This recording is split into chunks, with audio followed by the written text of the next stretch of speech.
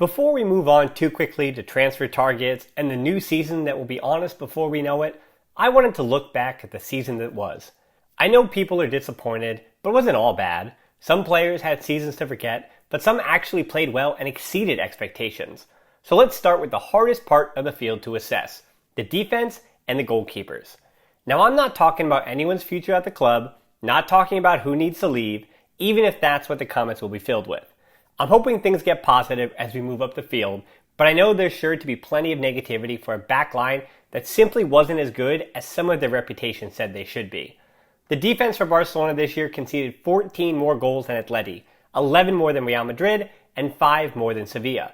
That's not going to win La Liga, even if they blew out the competition in goals scored. For all the doom and gloom though, Ronald Koeman did unlock some defensive stability with the change to the 3-5-2. They went from conceding 1 goal per game to 0.5 goals per game, at least until the final stretch of the season when things really went off the rails.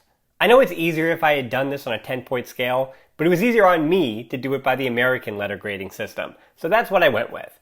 Barca finished 3rd in the table and won a trophy, so I didn't hand out any Fs either. But there are some less than stellar ones for sure. With that out of the way, let's get into it, and let's start with Marc-Andre ter Stegen. 42 appearances this season, 50 goals conceded, 14 clean sheets. Not the best season for Marc-Andre ter Stegen. He did start the year with a knee injury, missing the first month of the season, and he ended the year with a knee injury that could hold him out for a bit of time. While the first time against Atletico Madrid, he could take some of the blame for losing 1-0, the return 0-0 was arguably his best match of the season. Some other good games from ter Stegen this year included both matches against Osasuna and Dinamo Kiev and against Sevilla, but unfortunately I think he was injured all season long, more than we know.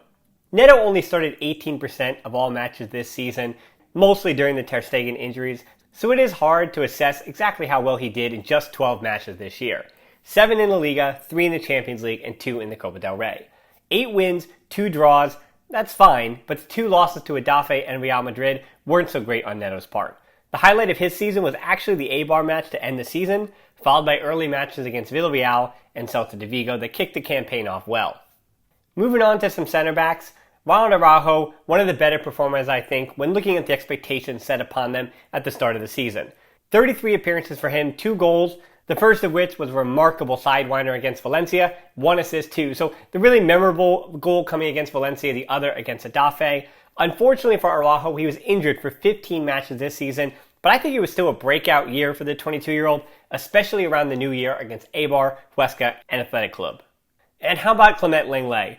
48 matches, starting 42 of them, his 1 goal coming against Real Valladolid right before Christmas. Now Lenglet had some good matches, usually when the rest of the defense was playing well. The 2 matches against Real Valladolid were arguably his best matches of the season, but he also had some rough ones, culminating in the one with 2 yellows against Celta de Vigo, which was somehow better than his first match against Celta, when he got his 2 yellows by the 42nd minute. Fortunately, Barca won that one 3-0.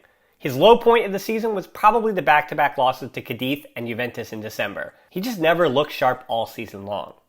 Gerard Piqué, meanwhile, missed 28 games, played in only 23, scoring 2 goals on the season, including a goal in the 3-0 comeback against Sevilla in the Copa del Rey, easily the most memorable moment from Piqué this season.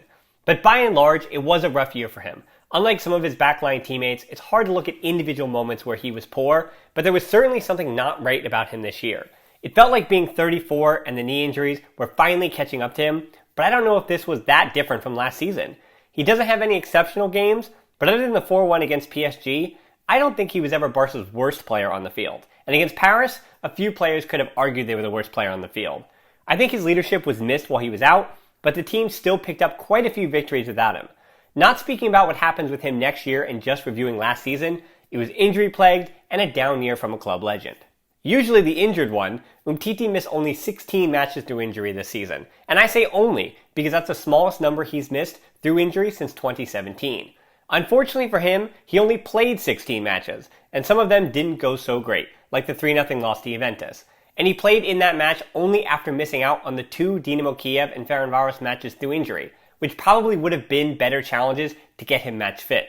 The other black mark on his season was the 2-1 loss to Granada, where I don't think he was that bad individually, but the result and the ways that Granada scored aren't a compliment to him either. The only other match he started that Barca lost this season was a 2-0 in the Copa First League against Sevilla.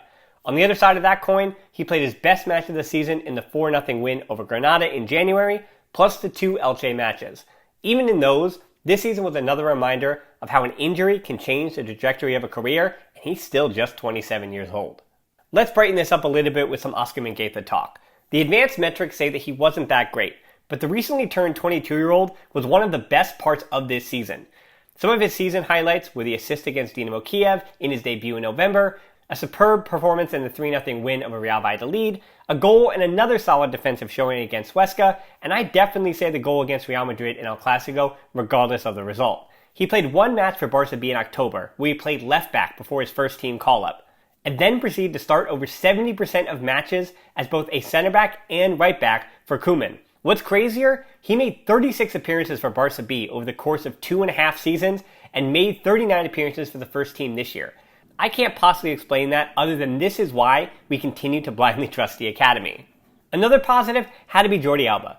Last year he had 2 goals and 9 assists and was looking not so great defending as a left back. This season, and especially since the move to the 3-5-2, Jordi Alba has looked very good. 5 goals and 15 assists is one of his best statistical seasons in his entire career. And I think he was more dynamic than just his cutbacks to Messi this year. He started the season partnering well with Ansu Fati to crush Villarreal. He came up huge against Real Sociedad when they were still flying high in December, and he was the biggest reason next to Messi why Barcelona came back against Granada in the Copa del Rey and went on to win their only trophy of the season. He can be frustrating at times, I know, but the 32-year-old had a really good individual season, on par with the top left backs in the world.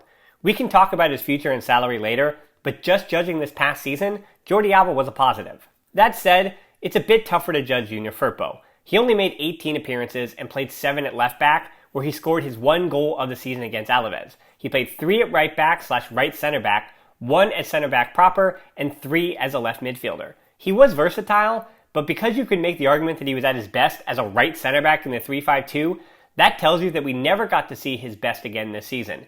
He actually played well in most of the games he featured in, including the 1-1 against Paris, the 5-1 thrashing of Alaves, and the 1-1 against Eibar. But the drop-off from Alba to Junior was enough to limit his time this season. Serginho Dest played 41 matches this year, joining after the season started and without a preseason with the first team.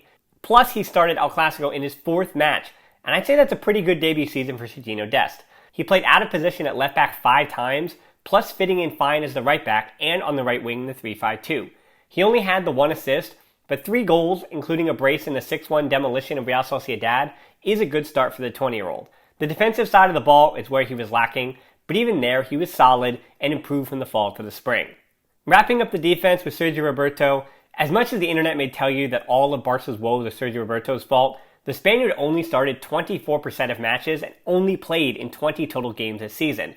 He missed 33 of them. And missing almost every match from November to April before being thrust right into El Clasico in April, it's easy to understand how he wouldn't look his best when the team was playing their most important matches while he was trying to regain his fitness. The 3-3 against Levante was one of his worst in the jersey all time. But for as bad as he was in that, his 2 assists and role in the 5-2 win against Real Betis in November, just prior to his injury, are more indicative of what could have been if not for all the injuries and poor play after his return. So I thought I was pretty fair with those grades, but be sure to give your feedback in the comments below. I want to add the caveat that Barcelona did win the Copa del Rey and finished 3rd in the table. So I wasn't really up to handing out the kind of grades that need a note from your parents. In the positive, we're done with the defense and we get to talk a bit more about goals and a certain Messi sooner than later. But until then, Forza Barca.